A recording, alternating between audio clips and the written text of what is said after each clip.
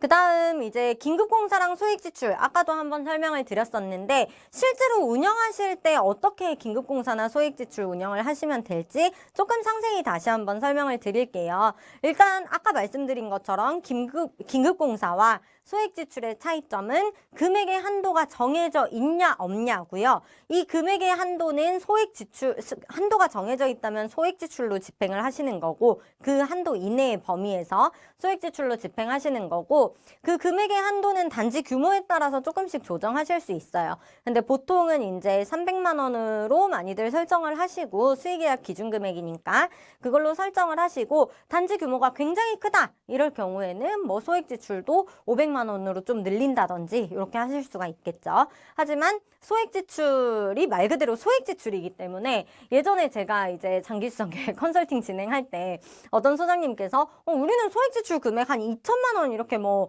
3천만 원 잡아놓고 그냥 그 안에서 다 쓰면 안 될까? 라고 하신 적이 있으셨는데 소액이니까 이런 아까 말씀드린 것처럼 소액 지출의 취지는 예기치 못한 공사 항목에 대해서 뭐 단위 개수가 많고 단가가 좀 소액인 항목들 위주로 그나마 좀 융통성 있게 지출하기 위한 것이라서 그런 부분들은 조금 고려를 한번 해주시고요.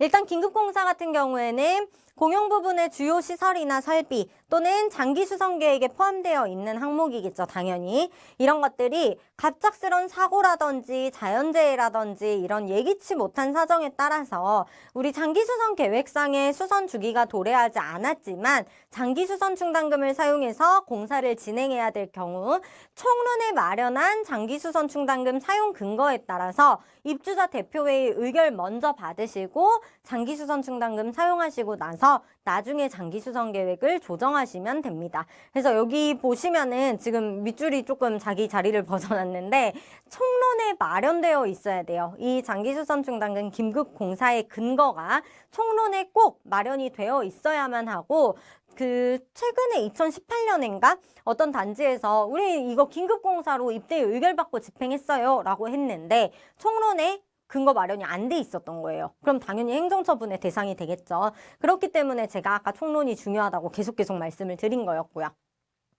그래서 이렇게 하시면 되고 수선 대상은 당연히 우리 아파트 장기 수선 계획에 반영이 되어 있는 항목이어야 되겠죠. 그리고 옆에 또는 공동주택관리법 시행규칙 별표 1회 항목이라고 되어 있는데 이 공동주택관리법 시행규칙 별표 1회 항목이 장기 수선 계획에 그러니까 우리 단지에 있다면 반드시 장기 수선 계획에 포함이 되어 있어야 된다라고 아까 말씀을 드렸기 때문에 이거는 뭐 그냥 같은 항목이라고 생각을 해주시면 될 것 같아요.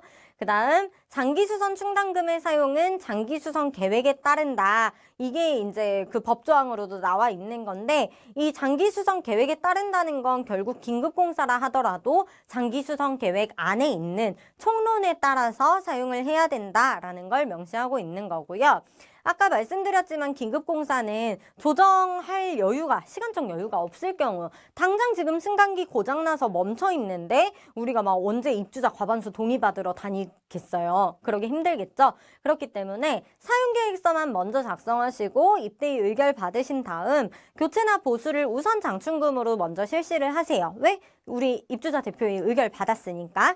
그렇게 하시고 나서 차기 장기 수선 계획 조정 시 해당 내용 우리가 2020년에 긴급공사로 뭐 103동 로프 하나 교체했습니다. 이런 것들을 반영을 하면 되고요. 이 차기 장기 수선 계획이라는 거는 다음 정기 조정 때까지 우리가 수시 조정할 일이 굳이 없다라고 하시면 다음 정기 조정할 때 긴급공사 하셨던 내용들 잘 체크해 놓으셨다가 반영하시면 되고요. 근데 그 전에 수시 조정할 일이 있다. 우리는 지금 보니까 올해 가기 전에 수시 조정해야 될 것 같아요. 그러면 올해 연말에 수시 조정하실 때 올해 사용하셨던 긴급공사라든지 소액지출 내용들 반영을 하시면 되겠죠.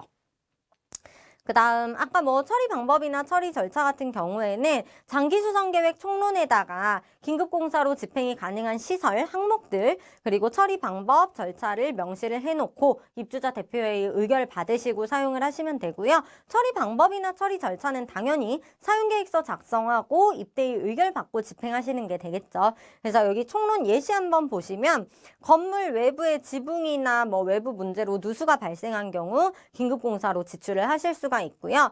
변전 설비가 고장나서 수전할 수 없거나 전원 공급이 어려운 경우, 이런 경우에도 긴급공사 사용하실 수 있고, 승강기가 갑자기 고장나가지고 이제 사용이 안 되거나 안전상의 위협이 되는 경우, 그래서 보통 승강기 항목 같은 경우에는 이제 뭐 전면 교체라든지 이런 큰 공사가 예정이 되어 있는 게 아니라면 이제 공사 예정 조금 미뤄 놓으시고, 문제 생겼을 때 승강기 항목은 사실 긴급한 항목들이잖아요. 그래서 긴급공사나 소액지출로 이렇게 집행하시는 것도 어느 정도 융통성 있게 장충금을 지출하실 수 있는 방법이 되겠습니다. 그리고 나서 뭐 급수설비 고장난 경우, 난방급탕 설비 고장난 경우, 5개 부대시설 복리시설에 문제가 생긴 경우, 이런 경우들은 전부 다 우리 장기수선 계획에 여기 포함되어 있는 항목들이죠. 그렇기 때문에 문제가 생겼을 경우에는 장충금으로 긴급공사로 집행을 하실 수 있도록 총론에 좀 디테일하게 명시를 해두시는 게 좋겠습니다.